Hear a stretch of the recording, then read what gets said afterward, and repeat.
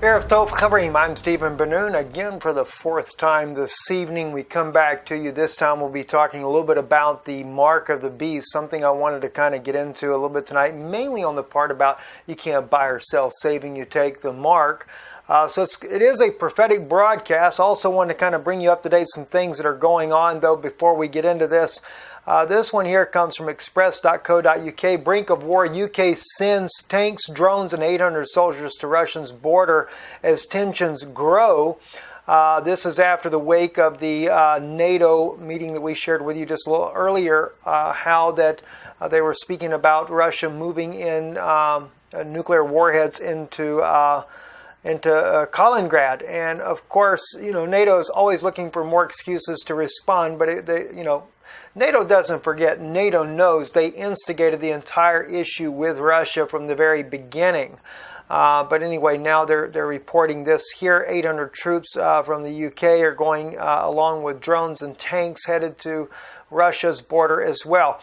I can't expect any good news to come out of anything. And then also another thing that happened here, CNN right on Twitter there, someone shared this out, that right after the 5.4 earthquake struck Italy not far from Rome today, another 6.0 magnitude earthquake, hours after that earthquake, struck again.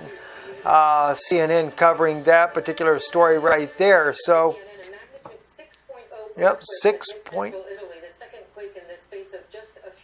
Yes, in just a few hours there. So the 6.0, as they stated there, is struck now as well. It just seems to me that we are nearing some very interesting times, no doubt, that we are looking at. The mark of the beast, something I just put together a little bit of a PowerPoint presentation here for you guys. Let's kind of quickly go through this. Revelation chapter 13, those that follow along in your Bible there that want to look at this with us, says, stood upon the sand of the sea and saw a beast rise up out of the sea, having 7 heads, 10 horns, and upon his horn 10 crowns, and his head the name of blasphemy. Goes on to say, the beast which I saw was likened to a leopard. A feet was the feet of a bear, and his mouth the mouth of a lion. And the dragon gave him his power and his seat and great authority. I think that's interesting that the dragon gave him his power. Keep that in mind, that the dragon gave him his power. I saw one of his heads as it were wounded to death, and his deadly wound was healed, and all the world wondered after the beast, or admired. Another word, you could use that word right there, after that beast. And they that worship the dragon, which gave the power unto the beast, and they worshiped the dragon, which gave the power unto the beast. And they worshiped the beast, saying, who is like unto the beast, and who is able to make war with him? Sounds a lot like NATO, doesn't it, as far as the power or the beast? The beast represents a military power. But what about this dragon? This dragon that gives him this power, right? And there was given unto him a mouth speaking great things and blasphemies, and power was given unto him to continue 42 months. And he opened his mouth in blasphemy against God, to blaspheme his name, blaspheme his tabernacle, and them that dwell in heaven. And it was given unto him to make war with the saints and to overcome them, and power was given him over all kindreds and tongues and nations, and all that dwell upon the earth shall worship him, whose names are not written in the Lamb's book, in the life of in the book of life of the Lamb slain from the foundation of the world.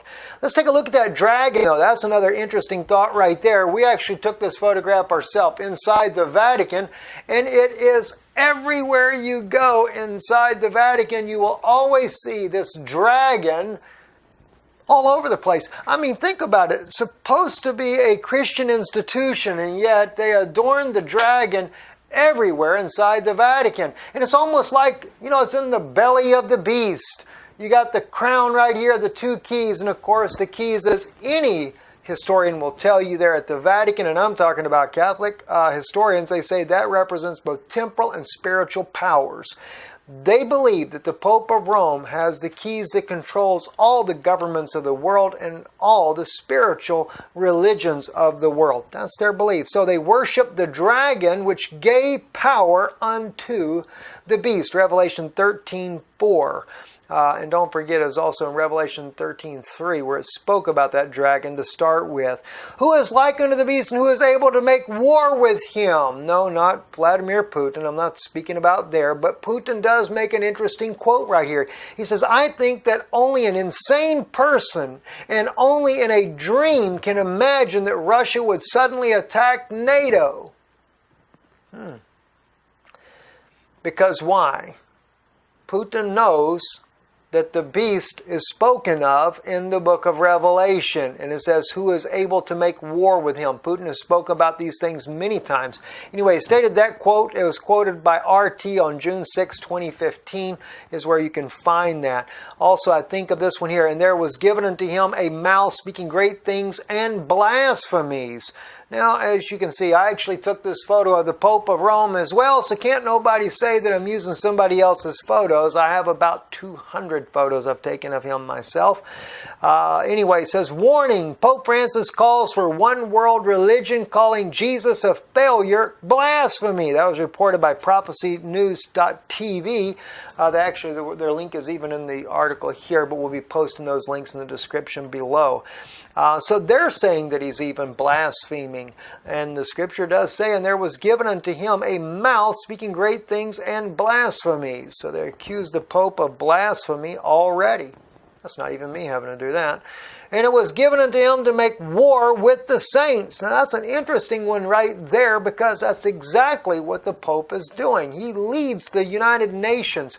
Remember, the very flag that he flies over the Vatican, all over these pictures, those double keys there, saying that he has the power, both temporal and spiritual powers of the world. He controls all the governments and all the religious institutions of the world. No wonder why all these different churches have come back in. And recently, Pope was there in Sweden there to do what? To bring back the Lutherans into the fold as well.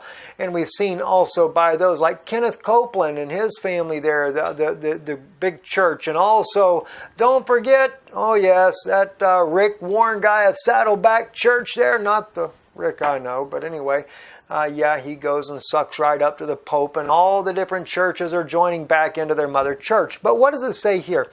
Patriarch Kirill hopes meeting with the Pope to reduce NATO-Russia tension. I mean, did that just go right over your head? Kirill, the Patriarch of Russia, the Eastern Orthodox, Russian Orthodox head of their religion there. I guess he'd be like the Pope of Russia. Well, let me tell you about it. I can't say he's like the Pope of Russia. That's the reason they've split, by the way. The Eastern Orthodox, as well as the Russian Orthodox, never believed in the supremacy of one man. That's why they split. They refused to accept one man to be over everything. Now, that's the way it should be. Shouldn't be to just be one man rules everything. Pope of Rome believes in supreme dominance of the world. He's working on that in China, by the way, too, as we speak.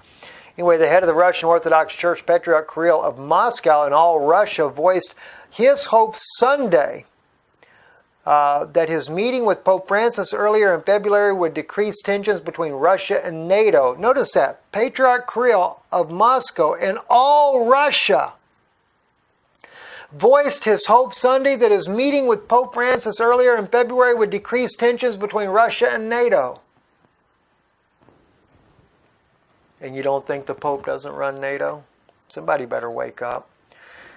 And power was given him over all kindreds and tongues and nations. YourNewsWire.com, right? Vatican to announce alignment with one world government.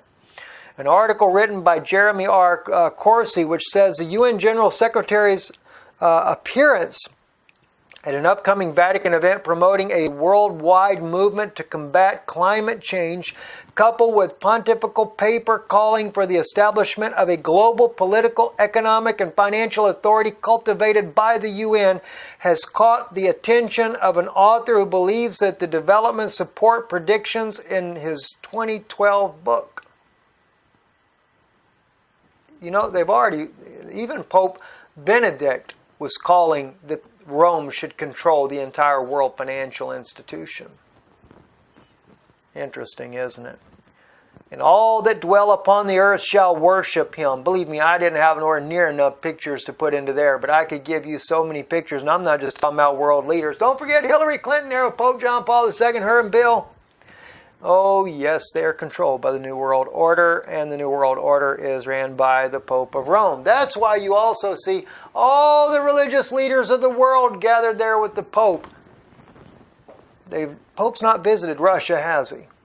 They've not conquered Russia. They're working on it, though. They're trying to anyway. I pray that President Putin doesn't cave in. Only God knows who will take his place, though, when he dies or passes away or whatever. Revelation 13:15, we move on. And he had power to give life unto the image of the beast. By the way, I did drop down just a little bit for a reason. I don't need to go into everything. I'm just trying to skim over this for you to kind of share some things with you, especially for those that come for news and not necessarily for the prophetic side, but perhaps they're listening tonight. Might be interesting. And he had power to give life unto the image of the beast, that the image of the beast should both speak and cause that as many as would not worship the image of the beast should be killed. And he causeth all both small, watch this, small and great, rich and poor, free and bond, to receive a mark in their right hand or in their foreheads. And then no man might buy or sell save he that had the mark. But notice, it's not just limited to a mark. This is what a lot of people miss on this. He causes both small, great, rich, and poor all to receive a mark in their right hand or in their forehead, right? But it's not just the mark. And that no man might buy or sell save he that has the mark or the name of the beast or the number of his name. See, it's not just a microchip per se. You got to have the name. You could have the name of the beast. I don't know if that's NATO or not, because maybe that applies to world powers. Or the number of his name. I don't know what that represents. I'm just interested in the way it's worded there.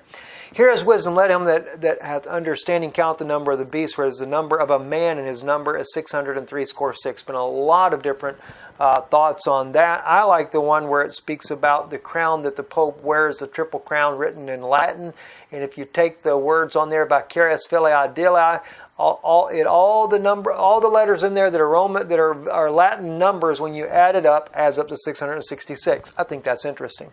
Here's an interesting for you right here. Now this is Russian soldiers right here, but these are Roman Catholic guys coming across here. They're not there blessing them, and says, as cause that as many as would not worship the image of the beast should be killed. They're cursing these guys. They ain't very happy about them at all. I don't know. Maybe it's a blessing. Who knows? Anyway, I read the article on there, though. They were not there. They were actually there cursing them according to the article. You'll be able to look this up yourself and see that for yourself. Anyway, let me share something else with you. The Catholic Church has ordered priests and members of the Knights of Malta, medieval religious order to Crimea, to instigate war with Russia. By the way, that was in Crimea. This is the article. The deadly uprising in Kiev, Ukraine last month was the work of the Catholic Church Knights of Malta. Knights of Malta were ordered in action by the Catholic Church to overthrow the elected Ukrainian government via insurrection. The Catholic Church goal was to prevent the Vatican-occupied European state Ukraine from regaining its freedom by exiting the Vatican European Union. Russia offered Ukraine a $15 billion investment to help it leave Vatican-occupied Europe. Now that the Crimean government has elected to region Russia, the Catholic Church has mobilized its priests, bishops, and Knights of Malta terrorist members to instigate violence in Crimea against Russian forces. All right. Now, another one here. Catholic Church declared and waged war against Ukraine for daring to exit the EU. This is off of Canadian news anyway, and again, I'll have the links below for you so you can click on these and read this for yourself. It says, on November 21st, 2013, Ukraine's President Viktor Yanukovych announced that his majority-elected Ukraine government was abandoning an agreement that would strengthen ties with the Catholic Church-founded European Union. Originally founded, by the way, they just put this in there. There's Pope Pius XII in 1942 as the European Economic Community, or the ECC, as a Catholic cooperation initiative based on Catholic social teaching. That's what the EU was originally. founded by Pope Pius XII, who also, by the way, worked very closely with Adolf Hitler, and instead seek closer cooperation with Russia. The Ukraine government's new alliance with Russia was seen as a major public embarrassment for the Catholic Church. So they decided to step in and make sure all of that got changed, didn't they? Now, just to show you how serious this gets, another interesting comment that was posted recently on our one of our videos here by this guy, Peter Lucas Marias Lemons. We Catholics will build a new Vatican high up on the Temple Mount. There the Pope will mark every faithful Christian, and with the seal of righteousness will that mark you cannot be, with the seal of righteousness. Without that mark you cannot be raptured, but will be thrown into the bottomless pit. So he's going to mark them with this mark of righteousness, right? Remember, and he causeth all, both small and great, rich and poor, free and bond, to receive a mark in their right hand or in their foreheads. Let me tell you something. The Pope of Rome he's not Jesus, he's not Yeshua, he's not the coming Messiah for the Jews. And I don't think any of the Muslims want him for a caliphate either. But where do they get the idea that he can mark someone in their forehead? He believes he's the Messiah. Okay, so Revelation 9:4, and it was commanded them that they should not hurt the grass of the earth, neither any green thing, neither any tree, but only those men which have not the seal of God in their foreheads. So you see, he believes he can justify putting a mark on the forehead, just like this guy says right here, that he's going there the Pope will mark every faithful Christian with the seal of righteousness. How's he going to mark him with the seal of righteousness? Undoubtedly on the forehead. Because he believes that he's fulfilling this prophecy right here. But don't forget, if you read Revelation 9:4, this is also just before the plagues are poured out. Isn't it interesting though? And it was commanded them that they should not hurt the grass of the earth, neither any green thing. That's the locust it was commanded to. They're to torment man upon the earth, not the vegetation. But how the Pope goes climate message failed to sway the Catholic conservative study. The point is, I just wanted you to see that he's all about climate change. All right? Now, I'm all for, I'm not for the climate change initiative that they're doing, but I do believe in sanctity of life. I believe that we should preserve forests. We should preserve the things that God has given us on this earth, the life, the vegetation, the animals, etc. I agree with that. But I think that the climate change is probably blown way out of proportion from what I've heard anyway on these things. Going back to Revelation chapter 13, though, getting away from verse 17, and that no man might buy or sell save that he that had the mark or the name of the beast or the number of his name. That's exactly what we're seeing on a global scale right now. The point is it's going to come down to an individual basis before long. Right now, we're already seeing the mark of the beast. We're seeing the mark of the beast, whether it be sanctions, whether it be boycotts, etc. That is part of the mark of the beast. You have to remember, the beast is a power, and the greatest military power on the earth today is NATO. That's the beast. That the woman, remember there's a woman in the Bible, that scarlet-colored woman that rides the beast? Well, Rome is that scarlet-colored woman that rides the beast, or dressed in a scarlet-colored. And NATO, no doubt, is the military force that she rides. And they have nearly conquered the entire globe. But suddenly, according to Daniel's prophecies, tidings out of the east and out of the north trouble them. Even John Kerry said they weren't expecting Russia to step in. Russia has withdrawn a request for its aircraft carrier group to refuel at the Spanish autonomous port of Ceuta. I don't know if that's how you pronounce it. Ceuta maybe. As the ships already have passed Gibraltar, as a Russian embassy source told RIA Novosti earlier, top NATO and EU officials expressed anger at reports of Spain's decision to allow the stopover. You don't think they wouldn't hit Spain with sanctions as well? And they wouldn't take one of their own and beat them into submission? Sure they will. How dare you fuel up Russian aircraft carriers and their warships going to the Middle East? They're going there to stop us from killing everybody there. That's really what they should have said, because let me tell you something. The Pope of Rome, even when he went down there to Greece, he was going to go rescue some of the refugees. He made a promise to some of the Christian families that he was going to take them back to Italy. Suddenly, though, their paperwork wasn't in order. Are you serious? Do you think any refugee has their paperwork in order? Or was it just more convenient for you to leave the Christians there to die and take only the Muslims? Only rescue the Sunnis. By the way, it is a religious war, in case someone didn't notice. They're trying to kill off everybody that sided with Bashar al-Assad. And the only ones they rescue out of the country are those that are the Sunnis. Those that are against what the Shiites and the Kurds, etc., the Christians, all those that stood for Bashar al-Assad were left there to be cannon fodder. So, this is part of your mark of the beast. So, Spain, they didn't make NATO very happy, nor the European Union, by dare standing up and supporting Russia by giving them any kind of aid whatsoever. Don't give them no diesel fuel, no food, no nothing. Interesting. Sound familiar, though? Doesn't it kind of remind you of United Nations calls for a boycott of U.S. companies friendly to Israel? That's companies. But they're going to do it on an individual basis in a very near future. Part of that New World Order agenda. So yes, companies were going to be boycotted that were just friendly to Israel. Forget doing commerce with them. Just be friendly to Israel. Then we have NATO's Stoltenberg. EU sanctions on Russia should remain. They haven't bowed down to the New World Order yet. Well, yeah, that's right. Putin openly said that he would bring it down. What are sanctions and embargoes? Sanctions and embargoes are political trade tools mainly put in place by the United Nations and the European Union. The main aim of all the UN sanctions and embargoes as set out in the UN Charter is to implement decisions by its Security Council to maintain or restore international peace and security. That's odd, isn't it? The EU imposes sanctions and embargoes to further its common foreign and security policy objectives. EU measures can be imposed to uphold respect for human rights, democracy, and the rule of law. Well, just wait till they apply it to the individuals that are coming next. Putin warns Trump New World Order to get you, out to get you.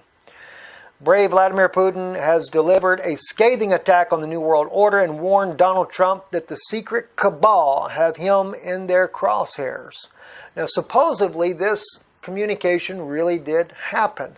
And according to the article, again, which you'll be able to find posted on here so you can see it for yourself as well, Putin warned him that inside of his own group that he had there that was backing him, that they're there among him. Now, I agree with that, because that's something that I'm just wondering if Donald Trump had enough brains to see this or not. But when he brought in Kenneth Copeland's family there to be advisors for him, who were right there buddy-buddy with the Pope. In fact, if I were Donald Trump, I would have never went to that presidential dinner either. In fact, if you notice, the one guy there that was who's hosted this for the last 30 years tells Donald Trump that that little tiff you got into with the Pope, well, you're forgiven. And you know what you need to do to make things right. I just hope the man doesn't fall for it. I'm a little concerned. I have to tell you, I am concerned. But I know there's people are more concerned about Hillary getting into power than they are Donald Trump. Donald Trump needs to shake off all of that ecumenical baggage that he has. Then he might do a little better. World gets behind Putin's vow to destroy the New World Order. Putin has got the Illuminati running scared, which is why they are in propaganda overdrive, pumping the mainstream Western media full scare stories and untruths in an attempt to blind the masses to what is really happening before their very eyes. Brave Vladimir Putin has rocketed up the popularity charts of the world figures according to the British poll, proving that his determination to destroy the New World Order has started to resonate with people all over the world. And Protestant leaders declare reunification of the churches under the Holy See. You have to understand, see, The point is what I want you to see in just this little brief whole thing here. This here, July 9th, 2015, Vatican City. Following more than 500 years of separation, American, European Protestant leaders met with Pope Francis last week to finalize the reunification of the two churches under the Holy See. Under the Holy See. You understand? Remember what I said, the two keys, temporal and spiritual powers? Rome runs NATO. Rome also is running the one world religion, the New World Order. And he's also talking about doing this as a faceless religion. I wonder if this has anything to do also with his new Jesuit friend there of the Jesuit order that just got elected. It's very unnerving to see the things that are going on in the world as of right now, but very concerning. Anyway, once again, just to remind you, we saw that some of the people made in the comments there before on our little prophetic broadcast we did the other day, that they were having trouble getting onto our website, IsraeliNewsLive.org, to be able to donate there. So I will take and put a link, a direct link, into our donation button right inside the description on this video here. So if God lays it on your heart and you would like to help contribute to the work that we do here at Israeli News Live or IsraelReturns.com, I'll also have the link in there for that. Please do. We do need your help. And don't forget, go to the Noon Institute on YouTube. I'll put a link in there for that as well. This is where we do our biblical teachings at. And I am getting close to being ready to start really loading up the things there that God has been laying on my heart. Anyway, shalom. Good evening. It's been a busy day as it is. Have a great afternoon.